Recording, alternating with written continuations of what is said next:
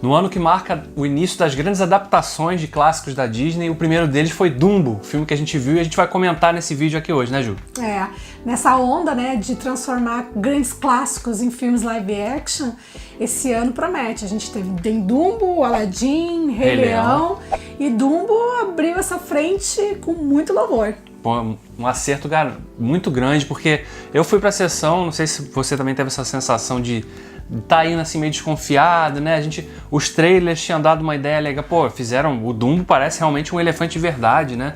Aqui, o CGI, para que falasse assim pro público, ok, vocês nos convenceram de que vale a pena fazer uma adaptação de um clássico, de um desenho clássico da Disney, transformando isso pro mundo real, né? Mas eu fui ainda assim pro cinema com um pouco de desconfiança. Não sei você. Mais ainda porque quem assistiu o clássico sabe que é uma história curta, né? Que é uma história de aceitação, de superação, de amizade, mas que é curta, né, gente? Como é que isso vai virar um filme de 2h30? Então eu acho que o maior desafio era conseguir... Não é 2h30, né? 2h30 não, 2 horas não, e... Tá 2 horas e pouquinho. 2 horas né? e pouco, então.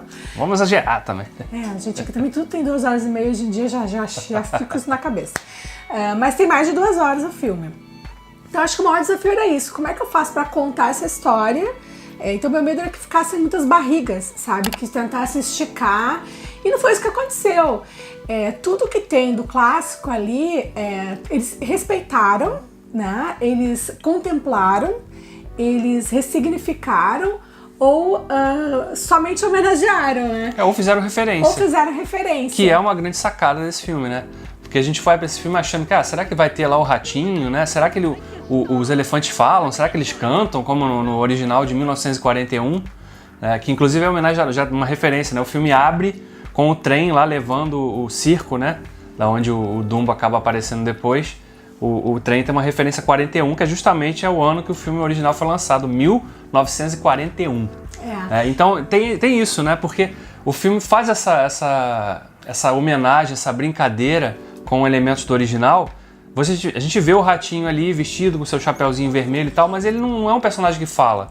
Ele tá ali, ele aparece, né? A gente vê essas coisas. A cegonha, que no filme original ela abre quando a gente vê a cena das cegonhas voando e entregando os bebês, filhotes, né? Bebês de todos os bichos do circo, inclusive o Dumbo. Aqui a gente vê uma cegonha voando ali perto, mas e depois o nascimento... a gente vê o bando todo, né? Exatamente. Mas era só para simbolizar mesmo, para referir ao nascimento e homenagear aquela cena do primeiro filme.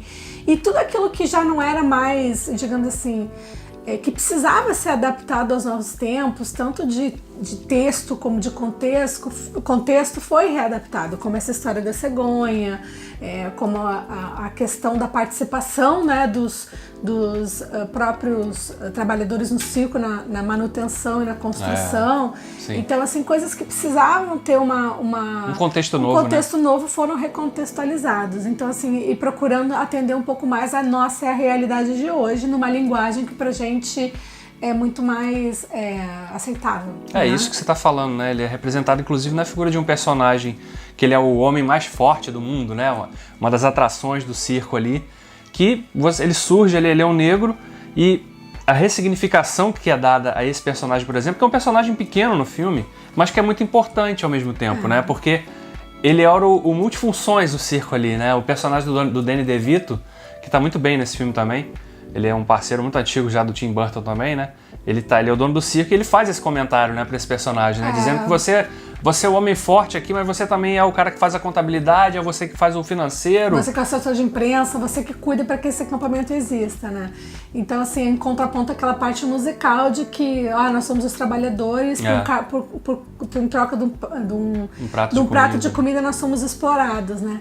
Então, assim, rolou aí uma readaptação dessa cena que era emblemática, continua sendo, se você assistiu o clássico, ela é atemporal, né, porque a gente ainda vê muito disso, mas pro filme ele procurou trazer mensagens mais positivas, né? Como aquela que ele dá, que é outra coisa que eu acho que é um grande acerto desse filme também, a presença dos personagens humanos e a introdução de personagens que não existiam, óbvio, naquele filme original de 1941, né, porque aqui a gente está falando de um filme de 2 horas, Então a gente tem personagens da família do Colin Farrell, que tá bem também nesse filme, assim como o Danny DeVito. Aliás, tá todo mundo bem nesse filme, né? O filme é muito... É um filme redondinho em termos de atuação. Mesmo a atuação exagerada do Michael Keaton, ela é proposital.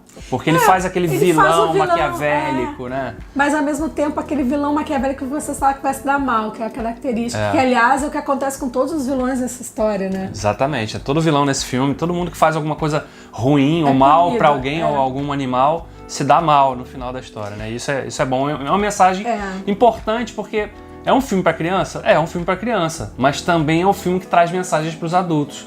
Ou para os adolescentes, né? Pessoas que já conseguem fazer leituras. Família, né? Exatamente. Então, eu acho que esse é o grande acerto, no fim das contas, né? Porque o Tim Burton conseguiu realmente juntar todos esses elementos, fazer uma homenagem muito importante, impactante para aquele filme de 41, mas também adaptar essa história para os tempos de hoje. Gente, né? As cenas mais importantes são representadas, entendeu? Elas são reencenadas. Tudo que você lembra do filme original, se você não viu... Tudo que é principal vai ter no filme novo. Ou tá referenciado de alguma forma. Aí quando acaba a história original, aí começa a ser... O grande acerto do filme que é contar o resto da história. Exatamente. De uma maneira original, mas dentro do espírito do filme. Né? Então você vê ali uma evolução dos personagens para o entendimento de quanto a gente tem que respeitar, né, os animais, de quanto a gente explora, de quanto a gente abusa deles e que eles têm sentimento. E se você, ao ver os olhinhos do Dumbo, não chorar, meu amigo, acabou a sua vida. Você está morto por dentro, entendeu? Nossa, ou pelo menos com o coração cheio de pelo e pedra. Esse foi, assim, eu já falei, né? O grande acerto do filme aqui, o grande acerto ali, mas esse é outro. Porque ele deu realmente... O CGI aqui dá uma vida. Nossa, impressionante. Sabe aquele seu cachorro, aquele seu gatinho que olha pra você com aquele olhar assim? Sabe aquele gato do Shrek? O gato de botas lá do Shrek, aquela imagem icônica, né? O Dumbo tem vários desses momentos desse filme, né? Aí você tá vendo lá o filme, de repente ele corta pros olhinhos do Dumbo e você começa a chorar porque ele é muito fofo, é uma coisa louca, entendeu? Você quer abraçar, beijar. Então assim, e o filme também, além disso, além de ter... construído essas relações, criado empatia na gente pelos personagens e principalmente pelo Dumbo e pela mãe dele, né? Ele também faz aparentemente algumas críticas, autorreferências pra Disney, uma coisa muito doida. Eu não sei assim se foi uma coisa proposital, né? Mas não tem como não fazer relação. Tapinha com luva de pelica, assim, né? Porque o personagem... Será que é uma autocrítica? Não sabemos. O circo onde o Dumbo nasce ali, né? Com a senhora Jumbo, aquela história é a mesma do clássico, né? Pra quem viu, pra quem não viu também. Não vou ficar entrando em detalhe aqui pra não estragar a surpresa, né? De quem não viu nem o original. Deve corrigir esse erro aí, porque...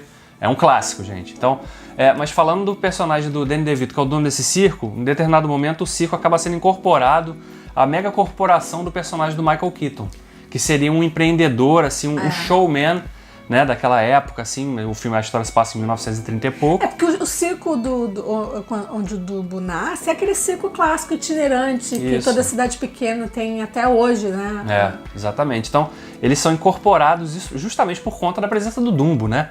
Afinal, um elefante que voa. Né? Então, o personagem do Keaton... Quando você vê essa corporação materializada... você vai lembrar da Disney, primeiro pelo nome, né? Que é Dreamland. Depois, você vê lá as sessões, assim, as áreas do parque. Como se fosse mesmo, né? Então, áreas assim, temáticas dentro como se fosse, assim, o lugar onde o impossível acontece. O slogan deles, o slogan deles, né? Que o impossível se torna possível.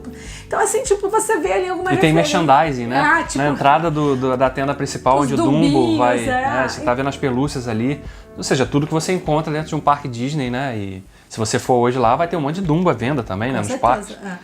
Então, assim, é interessante essa autorreferência que...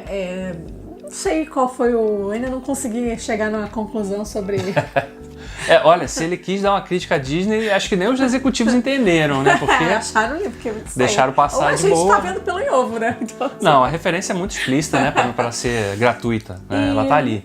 Ela existe. E além de ter conseguido, né, continuar a história onde ela classicamente termina... Que isso é legal, né? O filme ele é assim um remake, né, daquela clássica história, mas também é uma continuação, porque, claro, aquele filme original tinha menos de 1 hora. Esse aqui tem 2 horas e 5, se eu não me engano. Então, eles conseguiram isso, né? E eu estava falando antes da introdução desses personagens humanos, a figura da família do personagem do Colin Farrell, que é um cara que trabalhava no circo, como ele era uma das principais atrações, junto com a esposa, né? Eles faziam um número com cavalos, uma apresentação com cavalos, e ele foi convocado para a guerra, ele vai para a guerra, né? E aí a esposa, nesse meio tempo, fica no circo, acaba falecendo. Quando a história começa, isso não é spoiler porque a história já começa com isso, né? Ele volta então da guerra, só que ele não tem aquela relação dele com os filhos está meio abalada, né? Por conta desse distanciamento dele, dessa saída, desse sumiço dele, ainda que temporário dali. E as crianças são personagens muito legais, muito bem construídos também, né? Principalmente a menina, né? Ela é muito inteligente, gosta de ciências. Curiosa, né? E eles acabam identificando no Dumbo, se vendo no Dumbo, porque ele acaba perdendo a mãe e aí eles também perderam a mãe. E eles acabam substituindo, fazendo o papel do ratinho, né? No filme. Exatamente. Eles é que são o contraponto da amizade, né? Da motivação, da aceitação das pessoas como elas são, no caso do Dumbo, né? Com as suas orelhas, né? Então, assim, eles cuidam do Dumbo, eles se envolvem, a história dele passa a ser a história deles, e a história dele interfere na história de todo mundo, e no fim tá todo mundo envolvido com o Dumbo, né? Então, e eles deram jeito de fazer um final muito bonito, né? Então, traz uma mensagem muito legal. Exatamente. De novo, para criança e para adultos, né? Porque tem o elemento fofinho do final da história, mas também tem o significado de tudo aquilo. A mensagem que ele te dá, que ele deixa, né? Como uma obra, mensagem né? bem clara, porque é o Danny DeVito olhando para a tela e falando: nós somos um circo que acredita que os animais têm que ser criados no seu habitat, né? Não devem ser criados em cativeiro. Então, assim, é uma mensagem bacana para os dias de hoje, para pensar também, né? Na nossa relação enquanto seres humanos e como a gente trata os animais, né? Mesmo que a gente enxerga como entretenimento, né? De repente pode não ser tão divertido assim para quem tá lá, né? Então, assim, pensar um pouco, ter um pouco mais de empatia pelos animais, pelo sofrimento deles, né? E aceitar o diferente, né? Enxergar que não é uma coisa que define a pessoa ou o animal, o diferente às vezes pode ser meio mágico, né? Exatamente. Então é isso, gente. Fica aí a dica para você e para sua família levar ao cinema e prestigie o filme, que é um filme muito bonito. Isso aí. Até a próxima.